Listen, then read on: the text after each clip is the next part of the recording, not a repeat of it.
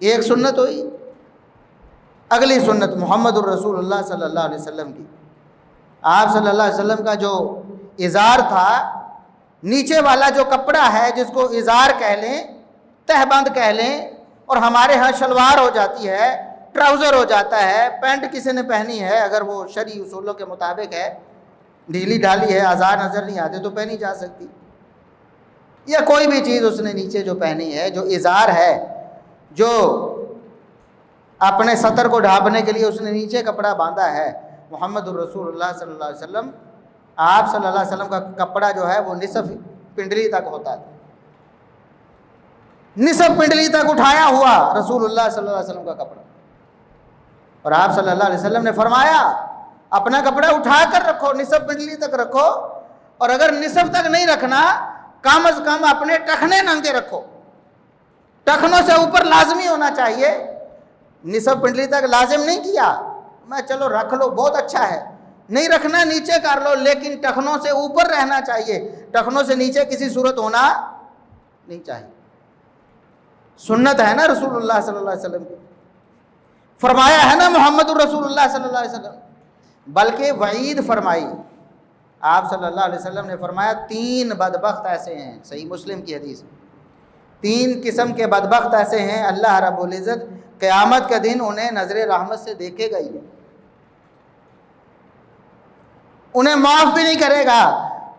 ان کے لیے دردناک عذاب ہے۔ 3 قسم کے بدبخت، ایک ان میں سے کون ہے جو اپنے تہبند کو،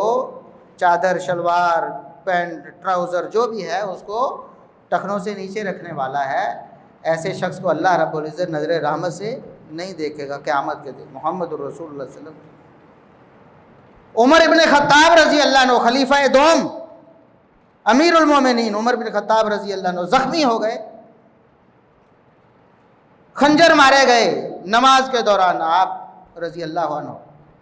فجر کی نماز پڑھاتے ہوئے خنجر مارے گئے، زخمی ہو گئے، موت و حیات کی کشمکش میں ہیں، کوئی چیز بھی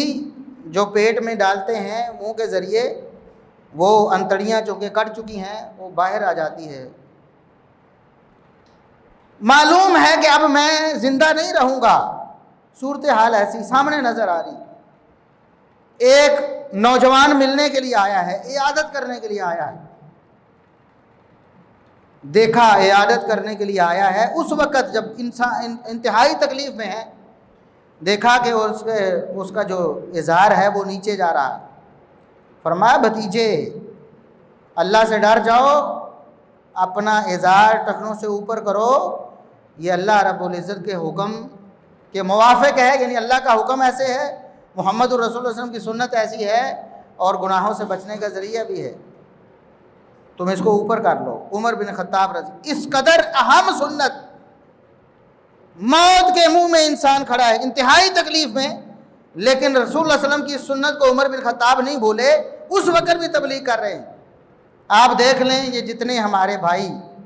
جوش و خروش سے اپنی طرف سے دین میں اضافے کرتے بدعت بناتے ہیں، آپ دیکھیں کہ ان میں سے اکثریت کی شلوار، چادر، تہبند جو ہے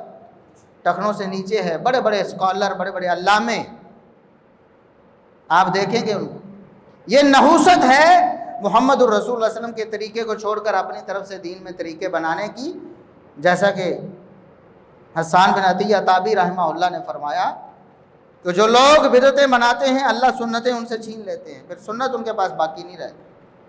یہ سنت ایسی تھی جس کے بارے میں رسول اللہ صلی اللہ علیہ وسلم نے حکم فرمایا، وعید فرمائی، جہنم کی وعید، دردناک عذاب ہے، اللہ نظر رحمت سے نہیں دیکھے گا، اتنی بڑی کوتاہی، اتنا بڑا جرم ہے۔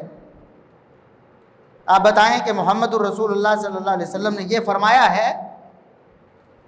پھر ہم امتی آپ صلی اللہ علیہ وسلم کی یہ حکم عدولی کریں، آپ کے حکم کی خلاف ورزی کریں، پھر امید یہ رکھیں کہ حوض کوثر پہ جائیں گے